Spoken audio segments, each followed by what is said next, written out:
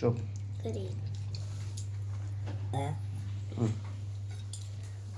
Hello বন্ধুরা, রোজের মধ্যে দুপুরে ব্লগে রান্না নিয়ে চলে এলাম। দেখো এখানটায় বেগুন আর উচ্ছে কালো জিরে ফোড়ন দিয়ে ভেজেছি, তোমাদের দাদাভাইকে এই খেতে দিচ্ছি। আর এখানে দেখো কলমি শাক ভেজেছি, কলমি শাক শুকনো লঙ্কা কালো জিরে বেশি করে রসুন পেঁয়াজ দিয়ে কলমি শাকটা ভাজা ভাজা করে, তো কলমি শাকটা একদম ভাজা ভাজা করেছি বন্ধুরা।